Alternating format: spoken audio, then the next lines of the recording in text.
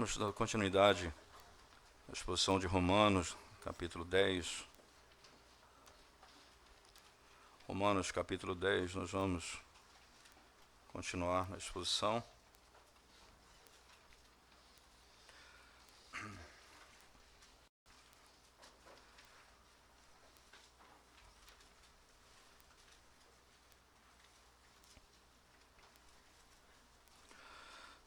Ainda do verso 8 até o verso 15, nós lemos esse trecho no último dia do Senhor, e pregamos até o verso 10, e hoje nós vamos concluir a sessão.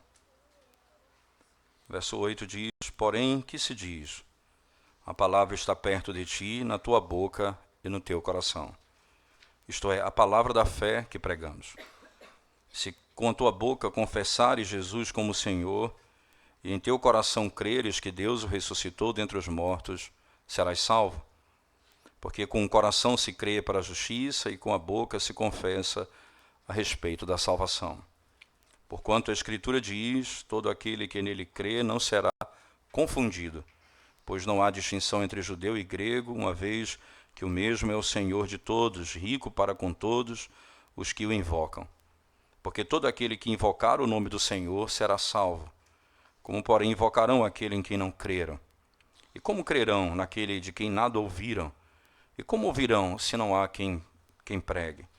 E como pregarão se não forem enviados? Como está escrito: conformosos são os pés dos que anunciam coisas boas. Vamos orar ao Senhor. Obrigado, Senhor, por tua palavra, pelo grande privilégio que o teu povo tem de ouvir a tua voz. Nessa noite nós pedimos ao Senhor que, por tua graça, misericórdia, o Senhor nos conceda a graça de aprendermos a glória do teu Evangelho. Pedimos ao Senhor que forme em nós Cristo Jesus e que revele àqueles que não te conhecem a verdadeira e poderosa salvação. Que o Senhor seja exaltado nessa noite, que a tua palavra fielmente seja exposta e o nome do Senhor seja glorificado no nosso meio. Em nome de Jesus nós oramos. Amém. Nós temos a plena convicção na revelação bíblica, irmãos, que dentro da maneira como a revelação se processa em todo do Antigo para o Novo Testamento, você tem um processo de diminuição da glória externa e um aumento da glória da essência, usando a linguagem da confissão de fé. Deixa eu tentar explicar isso com imagens mais claras. Por exemplo, a terra de Israel é um caso. A terra de Israel que foi prometida a Abraão, em Gênesis no capítulo 12, ela tem uma promessa de uma terra grande naquela região da Palestina.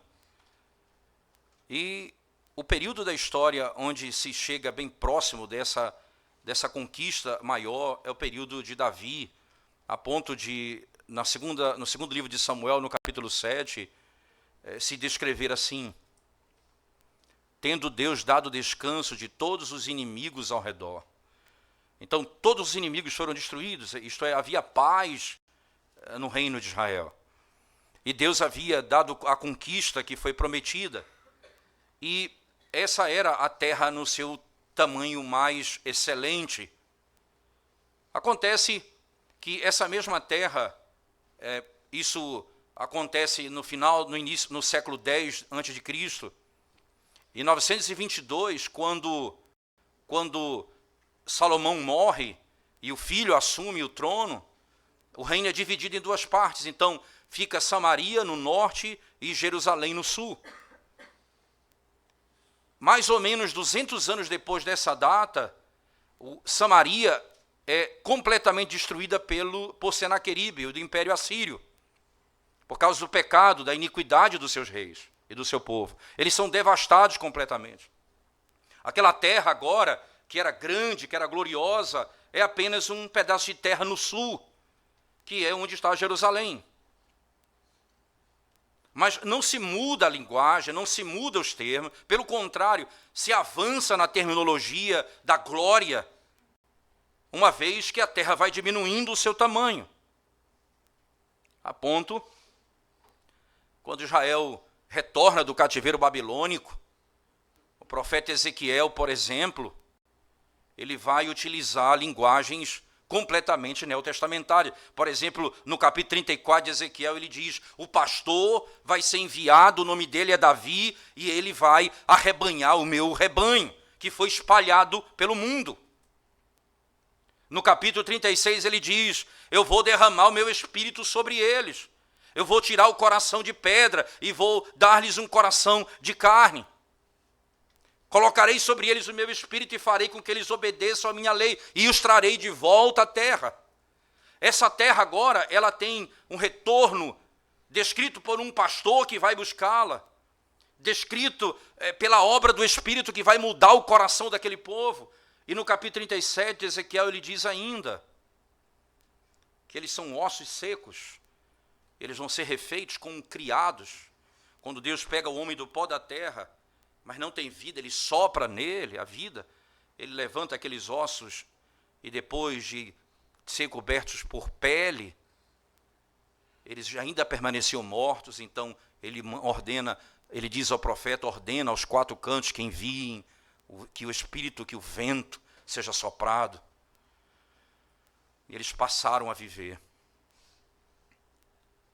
No mesmo texto, no versos 12 a 14, ele fala que o Senhor vai abrir o sepulcro e vai tirá-los da morte. Um pastor que arrebanha o seu rebanho, o Espírito que vem e coloca neles um coração novo. Eles são recriados, eles ressuscitam dentre os mortos, eles voltam para a terra. Agora essa terra já não é mais aquela glória do tempo de Davi. É um estreito de terra no sul, Jerusalém. Quanto mais distante da presença de Cristo, no sentido da sua vinda, da sua chegada, quanto mais distante, mais era necessário uma glória externa e suntuosa. Quanto ia chegando mais perto da chegada de Cristo, essas coisas iam perdendo a sua força, a sua força, a sua força, porque Cristo chegou. É por isso que, quando Deus fala com Josué, diz: Deus dará descanso, o povo entrará na terra prometida. Deus dará descanso a esse povo. Hebreus vai dizer: nós que cremos, entramos no descanso. Jesus disse: todos vós que estáis cansados, sobrecarregados, vinde a mim, e eu lhe darei descanso. Tudo isso aponta, e agora já não é mais um estreito de terra, já não é mais a glória externa, agora é Cristo, para onde o Evangelho aponta. É por isso que a maioria dessas mensagens, especialmente paulinas aqui em Romanos em particular, ele extrai do contexto do cativeiro babilônico. E as citações dos profetas que ele faz são exatamente extraídas desse tempo, por uma razão clara. Porque é aqui que eles vão aprender as coisas mais gloriosas da história da redenção. É aqui, por exemplo, que eles vão aprender, como nos Salmos, os Salmos que são descritos no período do cativeiro babilônico, em que eles vão dizer: tu és a minha herança, tu és a minha porção, porque eles estavam numa região onde eles não tinham mais a sua própria terra. Então, quem é a minha terra? O que é a minha posse? Qual é a minha herança? O Senhor é a minha herança, o Senhor é a minha porção, o Senhor é a minha riqueza. Então é nesse contexto que essas coisas são gloriosamente reveladas, porque tudo isso vai se apagando e vai ficando a glória. E veja, isso é tão extraordinário que no final da revelação em Apocalipse se diz assim: não haverá santuário, porque o Senhor e o Cordeiro estarão ali. Tudo isso perde o sentido. É por isso que Paulo aqui, irmãos, ele vai argumentando, e veja, aí eu preciso voltar um pouquinho no texto de Paulo aos Romanos para você entender o que está acontecendo aqui. Paulo então vai dizer o seguinte: ele encerra os judeus e os gentios no pecado. Ele diz, olha, Deus encerrou os judeus e os gentios no pecado, porque todos carecem da glória de Deus. Tanto o judeu quanto os gentios estão perdidos. É por isso que num texto, por favor, volte comigo, e isso é importante, porque ele vai e diz exatamente isso, no verso 13. Porque todo aquele que invocar o nome do Senhor será salvo.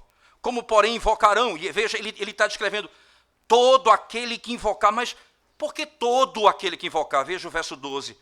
Pois não há distinção entre judeus e gregos. Assim como ele começa o argumento, Paulo está agora dizendo, o ponto aqui é a salvação dos judeus e dos gentios. E para que os gentios sejam salvos, então, é necessário que não simplesmente eles tenham que viajar para Jerusalém. Eles têm que invocar o nome do Senhor, onde eles estiverem. E lá, e essa linguagem é do cativeiro, eles estão no cativeiro, e lá eles não podem voltar para Jerusalém. Eles até cantam, dizendo, no Salmo 137, eles nos pedem para cantar. Como cantaremos? Nós estamos fora. Eles desejam, e aí eles então invocam o nome do Senhor. Eles clamam pelo nome do Senhor. Ora, veja se não é exatamente isso que aconteceu no Egito. E nós estamos falando agora de um tempo bem anterior, mas cativeiro. Quando lá no Egito, o Senhor diz a Moisés, diga ao povo que eu ouvi o clamor, que eu ouvi o choro deles, que eu atentei para a sua voz. Todo aquele que invocar o meu nome. Mas a questão, ela vai se afunilando. Então, primeira coisa, importante entender que Paulo aqui vai utilizar um contexto claro de cativeiro. Não é? É muito importante você entender que o primeiro cativeiro não se deu no Egito ou até mesmo na Babilônia. Porque a maneira de libertar as pessoas do cativeiro não é destruindo os inimigos socialmente, com ação social, não é esse o problema. O problema não é a fome, a habitação da terra para as pessoas, como muitos imaginam. O primeiro grande cativeiro se deu no Éden, quando Deus colocou o homem no jardim e por causa do pecado, eles foram expulsos da presença de Deus, foram lançados para longe, eles foram dispersos pelo mundo. É por isso, então, que voltar para a terra prometida já não é mais simplesmente passar pelo Jordão. É nascer de novo. É ouvir a voz do pastor que veio para chamá-los. É ter um novo coração. É ser recriado. É ser tirado da morte. Agora, a glória dessa verdade é muito maior. É por isso que você vai encontrar, por exemplo, em João, a descrição, quem sou eu? João Batista, quem tu és? Quem és tu? Depois de argumentar muito, dizendo que ele não era Cristo e que Cristo era diferente dele, ele diz, eu sou a voz do que clama no deserto. Ele pega um texto de Isaías que fala do cativeiro e diz, eu sou a voz que diz, está vindo aquele que vai tirá-los do cativeiro. Eu sou a voz daquele que anuncia a chegada do libertador, daquele que é maior do que Moisés. Eu sou a voz do que clama no deserto. Aqui, o apóstolo Paulo está exatamente nesse contexto. Aqui eu só estou tentando dar aos irmãos um conceito tanto do Antigo e do Novo Testamento, para vocês entenderem o que está acontecendo aqui. Por que agora a salvação, judeus e gentios? Como é que vai ser? Eles precisam se circuncidar, eles precisam participar das purificações de Israel. Não, eles precisam crer no Evangelho. Todo aquele que invocar o nome do Senhor será salvo. O texto de Romanos 10, verso 11, de onde nós partimos para a exposição dessa sessão, porquanto a Escritura diz, todo aquele que nele crê não será confundido. Alguns textos importantes, por favor. No capítulo 9 de Romanos, capítulo 9 de Romanos, verso 33. Veja o que diz a Escritura Sagrada. Como está escrito: eis que põe em Sião uma pedra de tropeço e rocha de escândalo. Aquele que nela crê não será confundido. No verso 11 do capítulo 10, o apóstolo Paulo diz: todo aquele que nele crê não será confundido. De novo, ele usa a mesma expressão. Ainda no 10, 11, não é? Agora veja em Isaías, e está extraindo isso em Isaías, no capítulo 28, por favor. Isaías, capítulo 28, verso 11. Profeta Isaías, capítulo 28, verso 11. Veja o que diz as Sagradas Escrituras, irmãos. Isaías 28, verso 11. Desculpa, 28, verso 16. Diz assim o texto sagrado.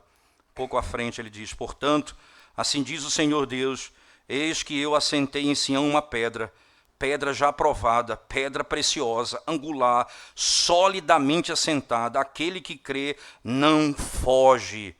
Aquele que crê não será abalado, aquele que crê não será envergonhado. Eis que eu ponho em Sião uma pedra já aprovada, uma rocha, a rocha que é o Senhor. Esses textos que nós citamos, eles mostram claramente que esperar por Deus significa a mesma coisa que crer nele. Os que esperam nele são os que creem nele. E é claramente evidenciado no texto. Esperar em Deus ou esperar por Deus significa exatamente confiar somente nele. Confiar somente nele. O verso 11 do capítulo que nós, do Romanos 10, verso 12, voltemos lá, por favor. O 10, 12, diz o texto, na sua sequência agora, ele lança a luz um pouco mais sobre esse texto. Ele diz: pois não há distinção entre judeu e grego, uma vez que o mesmo é o Senhor de todos, rico para com todos os que o invocam. Rico para com todos os que o invocam, porque todo aquele que invocar o nome do Senhor será salvo. Todo aquele que invocar o nome do Senhor será salvo. Qualquer que chamar pelo seu nome. Você sabe que esse texto, e aí eu só preciso que você preste atenção nisso, lá em Joel, eu fiz menção disso no sermão passado, mas nós não citamos o texto. Eu queria que você viesse comigo em Joel 2:32, só para você entender qual é a lógica de Paulo aqui nessa citação. Joel capítulo 2, versículo 32, diz assim, na Escritura Sagrada. Finalzinho do texto, ele diz: e acontecerá que todo aquele que invocar o nome do Senhor será salvo, porque no monte Sião e em Jerusalém estarão os que forem salvos, como o Senhor prometeu, e entre os sobreviventes aqueles que o Senhor chamar. Agora veja, e acontecerá que todo aquele que invocar o nome do Senhor, e é importante você entender que aqui o Senhor é o tetragrama, é Iavé, é o Deus do pacto. Esse é o termo utilizado. E para Paulo aqui, ele não tem nenhuma cerimônia, porque claramente ele está dizendo: Jesus Cristo é Deus. Todo aquele que invocar o nome do Senhor, que é Cristo, a pedra angular. E ele está associando isso com o que foi dito no capítulo 10, verso 11, no capítulo 9, verso 33, e no texto de Isaías que nós lemos, em que diz que a pedra angular é o Senhor, é a nossa salvação. Ele está dizendo que é Cristo. E ele conclui citando o texto de Joel, que todo aquele que invocar o nome do Senhor. Cristo aqui é aquele que está associado a esses versos. Os versos anteriores, os versos 10 e os versos 11. É de Cristo que Paulo está falando. As palavras aqui são tiradas de Joel 2:32, onde a palavra Senhor, como eu já falei, é Iavé. Como a palavra Senhor é Iavé. Na primeira manifestação desse entendimento, Paulo está descrevendo quem crê, quem invocar o nome do Senhor. o nome de Cristo será salvo. Todo aquele que invocar o nome de Cristo será salvo. Preste então atenção que a fé, ela está entendida aqui, compreendida aqui, e a verdadeira fé, ela implica em duas coisas: invocar o nome do Senhor e arrependimento. Ela implica em invocação do nome do Senhor, isto é, eu chamo pelo nome do Senhor, eu invoco o seu nome, eu espero nele, e aí eu me arrependo. Essa é a verdadeira fé. A verdadeira fé, ela vai produzir isso no coração do homem, porque haverá necessidade de conhecimento, e esse conhecimento eu preciso ser revelado. E quando eu conheço aquilo que me foi revelado, eu creio. Daí a sequência que passa a ser utilizada aqui. Como é que eles vão invocar o nome do Senhor se eles nunca ouviram falar dele?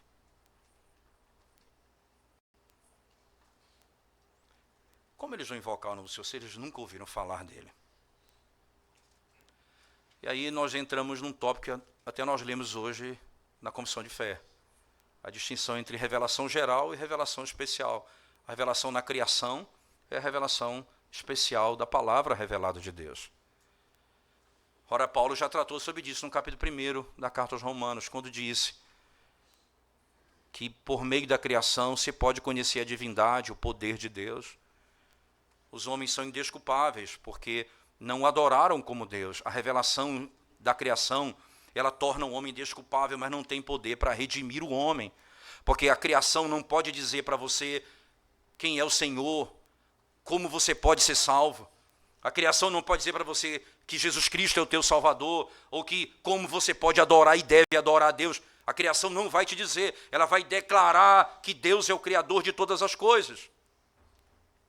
Então Paulo está mostrando, ora, isso revela o fato que ele vai começar a argumentar como eles poderão invocar o nome do Senhor se eles não conhecem.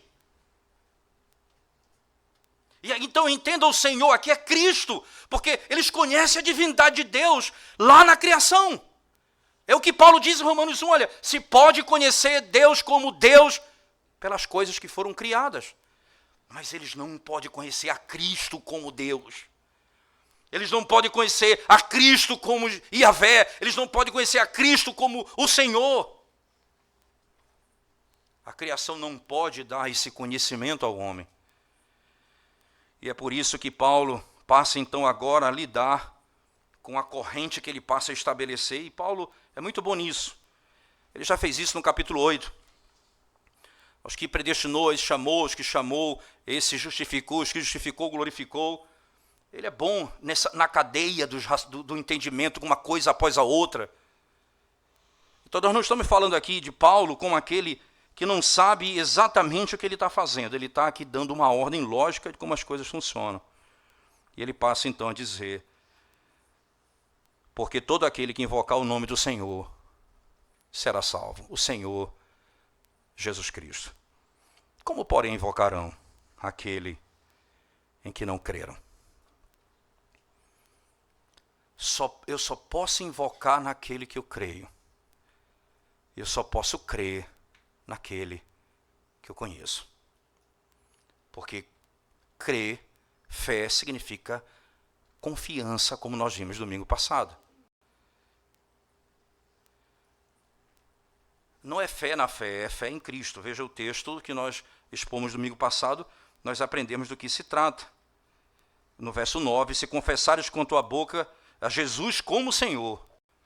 E aí, eu creio que Jesus é o Senhor. Segundo, e em teu coração creres que Deus o ressuscitou dentre os mortos. Eu creio que Jesus, quem é Cristo, e eu creio na obra dele. Então, eu passo a confiar. Como eu vou crer se eu não conheço? Como eu vou invocar se eu não creio? Como eu posso fazer isso se não há esse entendimento? Como, porém, invocarão aquele em quem não creram? Como é importante, primeiramente, você compreender o fato de que ou você conhece a Jesus Cristo verdadeiramente, como ele é revelado na sua palavra, ou você não tem como invocá-lo, porque você não vai confiar nele.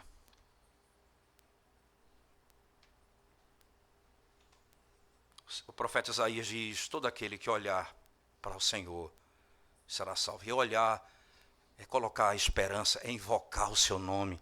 Todo aquele que invocar o seu nome será salvo. Mas eu só posso invocar se eu crer.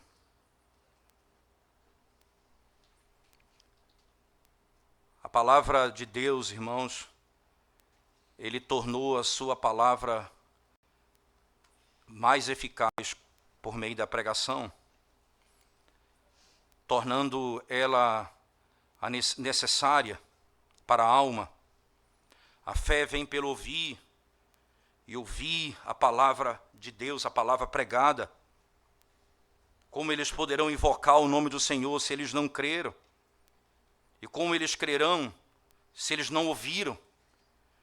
E como eles ouvirão sem um pregador, sem que alguém tenha sido enviado? Como eles poderão fazer? Nenhum discurso particular pode ter qualquer meio de graça, somente aquele que conduz ao conhecimento. O discurso, irmãos, ele é perdido se não houver um homem lá para ouvir. E aquele que falou, o que foi ordenado, falou apenas no ar, porque ele fala para aqueles que estão perdidos. Ele fala para aqueles que estão cativos. Deixa eu mostrar isso um pouco de trás para frente, porque o verso 15 termina com a citação de um texto. Como pregarão se não forem enviados? Como está escrito: quão formosos são os pés dos que anunciam coisas boas. Isaías 52, verso 7. Abra sua Bíblia comigo, por favor. Isaías 52, verso 7. 52, verso 7. E exatamente o que o texto descreve, certo? Isaías 52, verso 7. Ele vai dizer: conformoso, né? Sobre os montes são os pés daquele que traz as boas novas, aquele que publica paz, aquele que traz as boas novas, aquele que publica salvação, que diz a Sião: teu Deus reina. Você sabe o que é isso, irmãos? E aqui vamos para o contexto de Isaías 52, daí a razão pela qual o cativeiro é fundamental para o nosso entendimento. Teu Deus reina. O livro do profeta Isaías, ele está disposto em 3 impérios distintos. Ele profetiza um pouco antes do Império Assírio, e o seu tempo de ministério dura em torno de 40 anos. O ponto em questão do profeta Isaías é que a sua mensagem percorre alguns séculos, até citação de nomes de pessoas que ele não viu, como, por exemplo, Ciro. Ele diz: Ciro é o meu pastor. E ele está aqui no Império Assírio. O Império Assírio, irmãos, mais ou menos 720 a.C.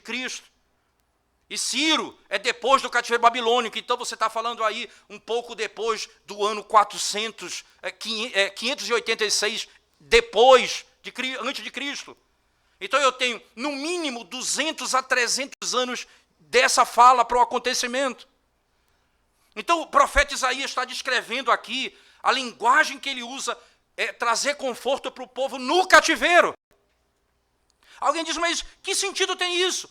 É o mesmo sentido para nós hoje. Ele falou no período do cativeiro que traz conforto para nós hoje. Paulo diz, ora, é isso que o Senhor quis dizer. Nós estamos presos no cativeiro e Ele trouxe as boas novas e Ele trouxe a salvação e nós estamos perdidos nesse mundo. E você olha para os reinos, para os poderes, para as forças e você se vê fraco e diz, como pode? Eu estou perdido. Então, aquele que anuncia diz, o teu Senhor reina, ele tem o domínio. Como Israel podia crer, ele estava cativo, o seu rei não existia mais, o seu templo foi destruído, a sua terra foi completamente devastada, e ele diz, o teu rei reina, o Senhor reina, ele tem o domínio. Essas são as boas novas. A mensagem de salvação, no mesmo texto do profeta Isaías, por favor, é só você ler um pouco comigo mais na sequência, porque nós lemos apenas o verso 7, não é? Veja o que diz, o verso 7 e 8, um pouco mais adiante, ele diz assim, Isaías 52, verso 7 em diante. Que formosos são sobre os montes os pés do que anuncia as boas novas, que faz ouvir a paz, que anuncia coisas boas. E essa palavra paz aqui tem um significado tão extraordinário. Que anuncia a paz, que faz ouvir a salvação, que diz a Sião, o teu Deus, o teu Senhor, reina. Eis o grito dos teus atalaias. Eles erguem a voz juntamente e exultam, porque com seus próprios olhos distintamente veem o retorno do Senhor a Sião. Os atalaias proclamam, o Senhor está chegando. Ele vai voltar. O Senhor está voltando. Rompei em júbilo, exultai a uma, ó ruína de Jerusalém, porque o Senhor consolou o seu povo. Ele remiu a Jerusalém. O Senhor desnudou o seu santo braço à vista de todas as nações. E todos os confins da terra verão a salvação do nosso Deus. Ela aconteceu lá. Ele desnudou o seu braço. Que imagem impressionante. O texto, por exemplo, na sequência do capítulo 53, que está falando de Cristo, você não vai ter dúvida que é Cristo em 53, ele começa, quem creu em nossa pregação e a quem foi revelado o braço do Senhor. O seu poder de arrancar os homens da morte, o seu poder de tirar os homens da escravidão, o seu poder de libertar o homem do cativeiro. Ele revela o seu braço. Isaías 59, ele chega a dizer, maravilhou-se o Senhor de que não houvesse um intercessor, pelo que o seu próprio braço lhe trouxe a salvação e a sua justiça o susteve. O seu próprio braço lhe trouxe a salvação. Eles estão anunciando o Evangelho, as boas novas aos cativos, dizendo, Israel, o Senhor está chegando. Eu digo a vocês, irmãos, em nenhum lugar da Escritura, depois tenho a liberdade de me corrigir depois, mas eu não consigo encontrar em nenhum lugar da Escritura a descrição da obra de Cristo com maior glória e o poder do que Isaías 53. Não há dúvida que ele está descrevendo o servo sofredor. É por isso que ele diz, vocês vão crer em quê? Paulo vai dizer em Romanos, vocês creem em quê? Que Jesus Cristo, que ele é o Senhor e que Deus o ressuscitou ao terceiro dia. Você vai crer que o Filho de Deus, o enviado, ele entrou no cativeiro e ao terceiro dia saiu do cativeiro, trazendo todos os que estão cativos e por quem ele veio salvar. Agora, e aqui agora, daí a linguagem de Paulo vai fazer o sentido claro para a gente. Como eles poderão invocar se eles não crerem? Como eles poderão crer se eles nunca ouviram? E como eles vão ouvir se não há pregação? E como haverá pregação se ninguém foi enviado? Então, ele vai focar tudo naquilo que está no capítulo 52 de Isaías. Os arautos vão anunciar. Jesus Cristo veio anunciar, enviou os pastores e aqueles que são chamados ao ministério, e são chamados para esse fim. Eles vão proclamar: o Senhor está voltando. O Senhor está voltando. O Senhor está chegando a Sião. O Evangelho anuncia que Deus resgata pecadores da escravidão e da opressão, a qual a culpa do seu pecado os prendeu. E o Evangelho traz esses homens à paz com o próprio Deus. Assim como o Senhor prometeu salvar Israel do cativeiro babilônico, assim Ele promete hoje salvar os crentes em Cristo do cativeiro que eles estão nesse mundo. Paulo descreve: nós estamos mortos segundo o curso desse mundo, segundo os principados e potestades e segundo a vontade da carne que nós praticamos. Nós estamos escravizados pelo pecado.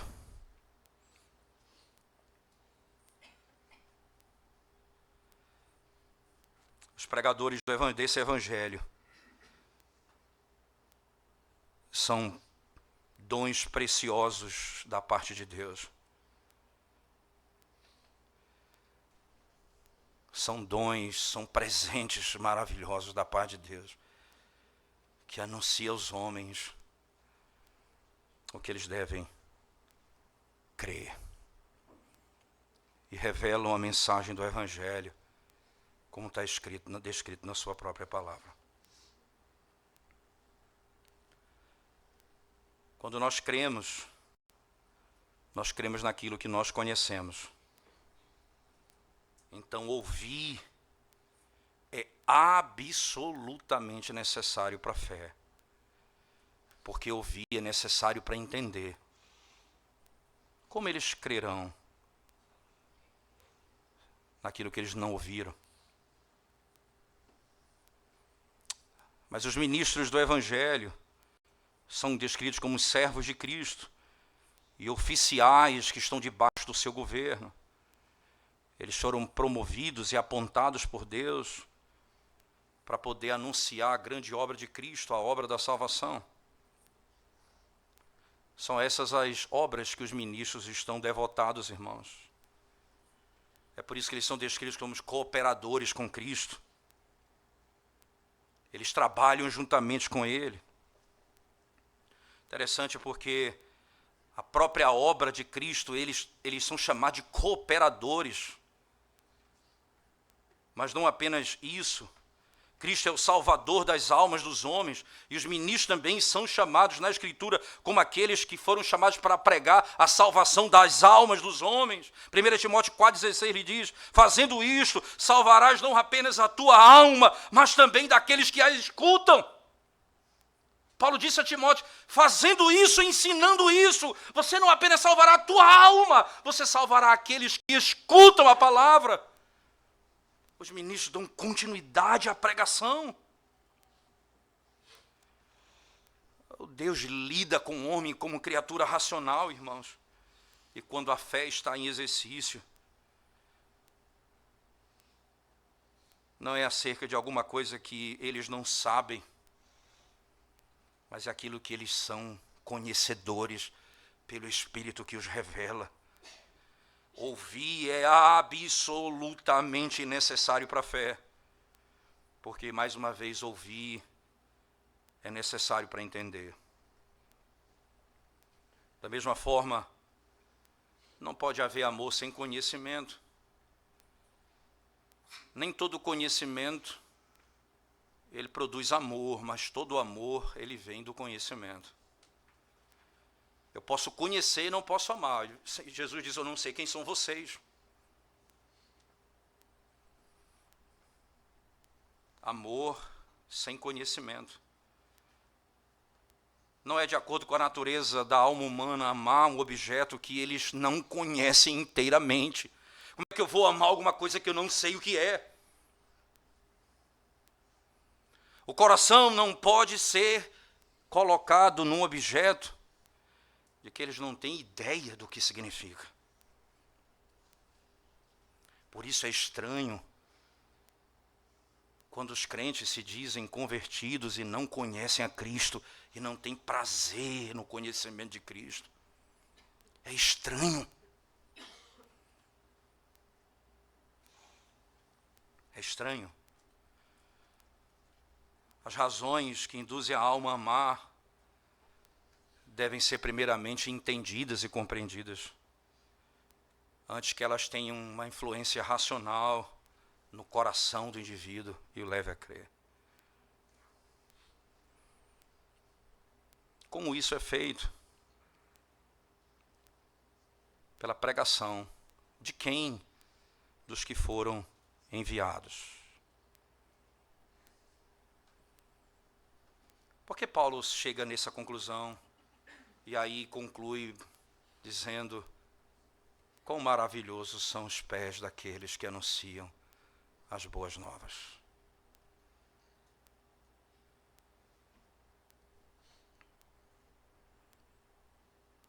Jovem, se você tem vocação nessa vida para ser o que você for legalmente, tudo pode ser glorioso no que você for fazer, se você servir a Deus em que você fizer. Mas há um chamado. Quem persegue essa vocação persegue algo excelente, que é conduzir os homens ao conhecimento de Cristo.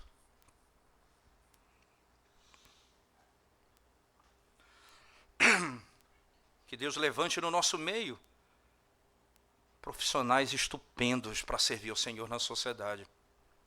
Mas muito mais, que Ele levante pregadores no nosso meio. Pregadores no nosso meio.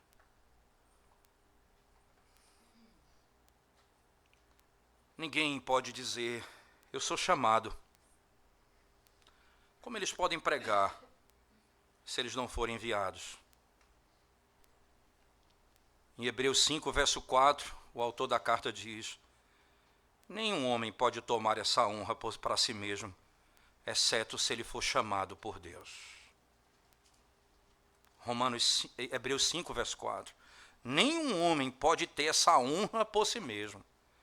Ninguém se autovocaciona, ninguém é chamado por si mesmo. Nós somos enviados. Daí o texto: como ouvirão se não forem enviados? Como vão pregar a palavra do Evangelho, a palavra de Cristo, se não forem enviados?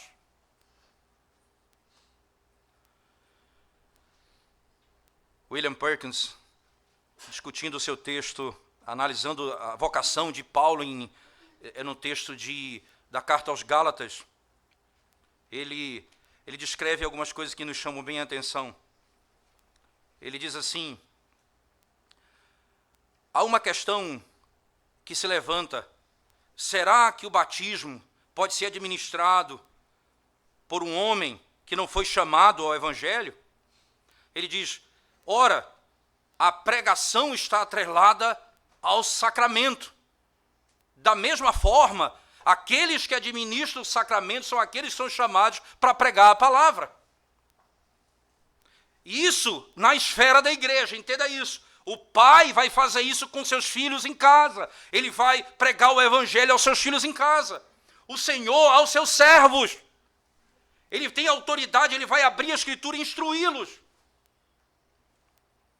Na igreja, o que vai pregar a palavra é aquele que vai administrar os sacramentos. Ora, então veja o que o Senhor Jesus nos diz. Categoricamente ele diz: toda autoridade me foi dada nos céus e na terra. Ide por todo o mundo, ensinando-os, fazendo discípulos, batizando-os em nome do Pai, do Filho e do Espírito Santo. A ordem de pregar é a mesma ordem de batizar. A pregação e o sacramento estão intimamente ligados e não podem ser aqui separadas em hipótese alguma. Por que Paulo vai extrair esse texto de Isaías 52? Porque, irmãos, porque o meio que Deus escolheu para a salvação dos eleitos é a pregação da palavra de Deus por aqueles que Deus chamou para esse fim. Interessante, a palavra de Deus vai dizer com todas as letras, por meio da loucura da pregação. Ele escolheu salvar o seu povo. Enquanto houver pecadores perdidos, cativos nesse mundo, o Senhor não apagará essa vela. Enquanto a noite permanecer, até que o sol surja, essa luz é necessária para que a igreja seja continuada. Nas trevas, o Senhor acende essa vela. E Ele lança luz ao mundo por meio da pregação. Enquanto houver trevas, o Senhor não apagará essa vela. Ela é necessária para a continuidade da igreja. O ministro, ele é apontado por Cristo, de alguma maneira, até para suprir a ausência corporal de Cristo no mundo, se eu posso dizer assim. Ele falou pelos profetas antes dele vir, como a palavra de Deus diz em Hebreus 1, verso 1. Ele falou pelo seu espírito em Noé, e Noé era um pregador da justiça. E lá ele pregou. Antes dele vir, ele pregava em Noé. Ele pregava pelos profetas. Agora que ele ascendeu ao mais alto céu, ele deu ministros. E agora ele ordena aos pecadores, por meio deles, que se arrependam. E eles oram para que os pecadores se convertam. E ele vai fazer isso até a volta de Cristo. E o seu trabalho permanecerá até que Cristo volte. Os ministros são embaixadores de Cristo.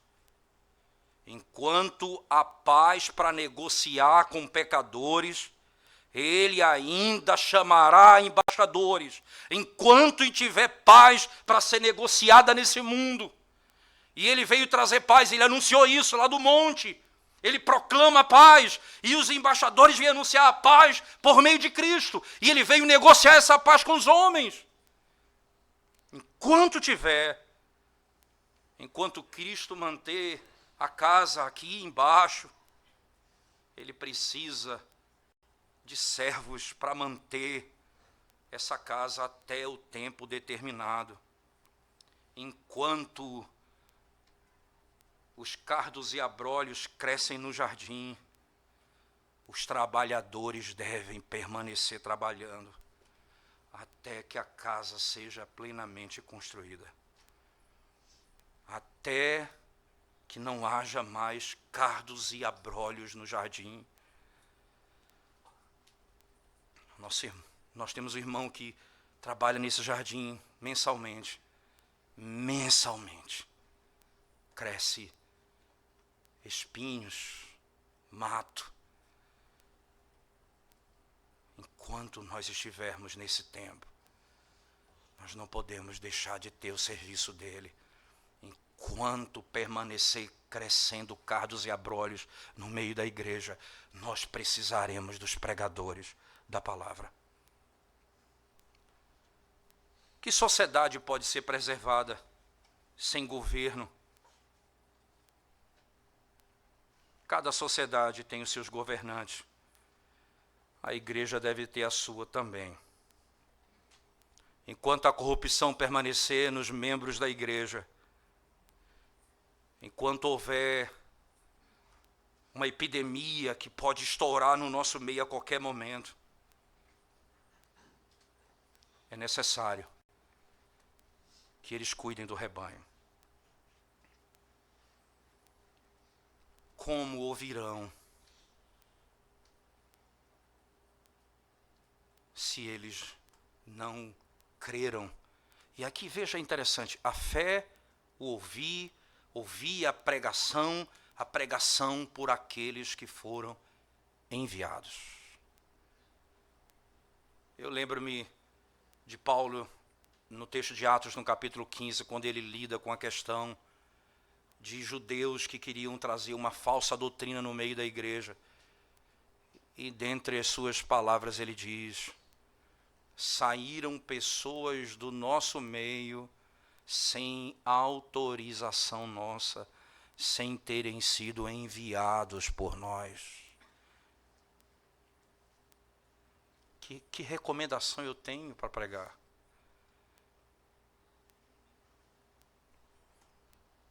Como eu posso pregar?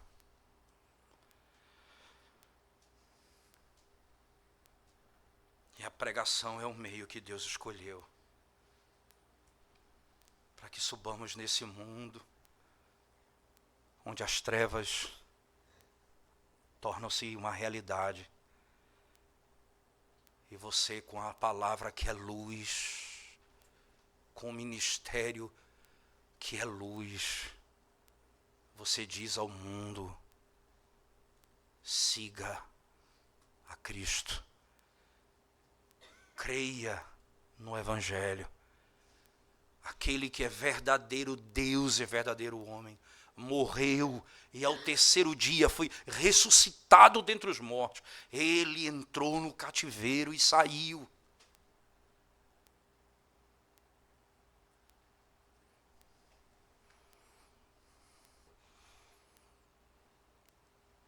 Nosso papel é pregar. Quando essa obra terminar, irmãos, não haverá mais atalaia, porque todos entrarão na cidade, o portão será fechado, e mais nenhuma impureza chegará ali. Mas enquanto os portões estiverem abertos, os atalaias vão chamar: cuidado com os inimigos. Mas enquanto não terminar, o Senhor levantará pregadores na igreja. E nós devemos orar por isso. Nós devemos orar por isso. Para que os pregadores preguem o genuíno Evangelho de Cristo. E assim eles vão conhecer. E assim eles vão crer. E assim eles vão invocar o nome daqueles a que ele confia. E eles vão dizer: Senhor, tem misericórdia de mim. Tira-me, Senhor, das trevas. Tira-me das trevas. O Senhor tem um cuidado com o seu povo e por isso deu pastores à sua igreja. E eu posso dizer isso a você, irmãos. Nós precisamos orar pelos pastores da igreja. Uma coisa que Paulo disse: irmãos, orai por nós. Irmãos, orai por nós. Deixa eu só deixar claro que em nenhum momento eu entendo que a única maneira de alguém ser salvo é por meio da pregação no domingo. As pessoas vão ser salvas pela pregação da palavra em vários níveis, e que Deus colocou você como autoridade na sua casa, no seu trabalho, onde você vai falar do evangelho para as pessoas, e o testemunho, do seu testemunho que você foi chamado para fazer, para dar em qualquer lugar onde você estiver. Mas a pregação autoritativa da igreja é dada por aqueles que foram enviados e chamados para esse ministério.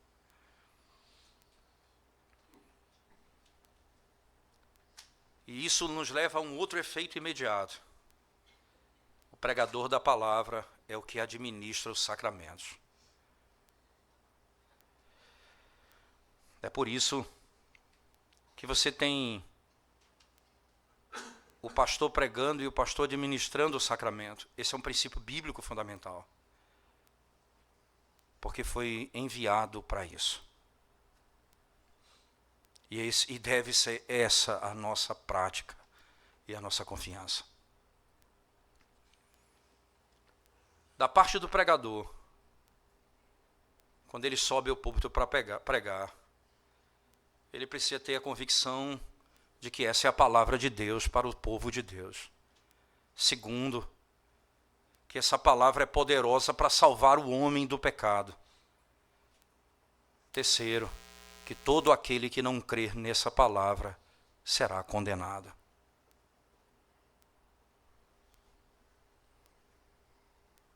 Todo aquele que não crer nessa palavra será condenado. Vocês têm a oportunidade de domingo após domingo ouvir o Evangelho de Cristo. É o poder da pregação do Evangelho que vai levar o homem ao conhecimento de Cristo.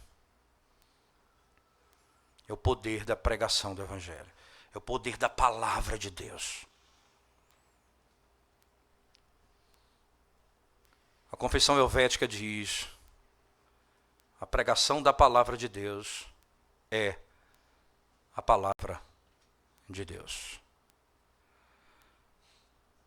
Porque nós ecoamos o Evangelho, não pregamos a nossa palavra, mas a palavra revelada. E aí os homens estão cativos e presos pelo pecado. O Evangelho é anunciado a eles. Arrependam-se dos seus pecados. Jesus Cristo veio ao mundo para libertar você do pecado. Ele é o Filho do Deus Altíssimo. Ele é Deus e homem perfeito. A sua morte e ressurreição é a tua esperança e salvação. Creia e confie nele. E invoque o nome dele. Essa é a mensagem que o Evangelho produz. A você que está em Cristo Jesus e tem o privilégio de ouvir a pregação domingo após domingo. Esse é um privilégio que a igreja tem. É estranho nós nos ausentarmos da igreja por qualquer motivo, não nos colocarmos debaixo da pregação da palavra por qualquer motivo, para seguirmos os nossos desejos, para andarmos segundo o nosso pensamento, para fazermos aquilo que melhor agrada o nosso coração. Ora, nós sabemos que Deus fala por meio da pregação, e eu prefiro não estar na igreja para ouvir a voz de Deus. Isso é sério. Isso é grave. A igreja tem um privilégio que o mundo não tem. E o Senhor há de nos conduzir nessa palavra todos os dias, até o dia em que adentrarmos os portões eternos. E lá viveremos sem pecado, sem inclinação, sem malícia, perfeitamente diante do Senhor. O desejo do meu coração é aqueles que não conhecem a Cristo, conheçam a Cristo hoje pela pregação do Evangelho. E aqueles que conhecem a Cristo se envolvam com a pregação de tal maneira que encharquem sua mente da majestade de Deus para ouvir a pregação antes do culto. Que escutem a pregação com fé e que meditem na palavra e conversem sobre ela depois da pregação. Se assim procedermos, a palavra de Deus encontrará guarida no nosso coração. Vamos curvar nossa cabeça por algum instante e orar ao Senhor, irmãos. Ó Senhor, nós te damos graças porque temos o privilégio de ouvir a Tua voz e atentar para os Teus ensinamentos, ó Deus. Nós temos o privilégio de saber que, como descrito ali em Isaías 52, o povo que estava cativo, Senhor Deus, lá no monte o Senhor proclama a salvação. E os homens escutam, o teu Deus, Israel, reina. E a mensagem que é pregada é do Cristo que foi pendurado no madeiro, o Filho do Deus Altíssimo, a segunda pessoa bendita da Trindade. A pessoa que é proclamada no Evangelho, como o profeta diz. Quem ouviu nossa pregação e a quem foi revelado o braço do Senhor. E essa mensagem do Cristo que entrou no cativeiro e saiu ao terceiro dia, é a mensagem que liberta o homem da escravidão do pecado. Dá-nos poder na pregação, Senhor. Dá-nos poder no anúncio do Evangelho. Dá-nos a graça de não nos desviarmos da mensagem do Evangelho, para guiarmos o teu rebanho em santidade, em pureza, em glória.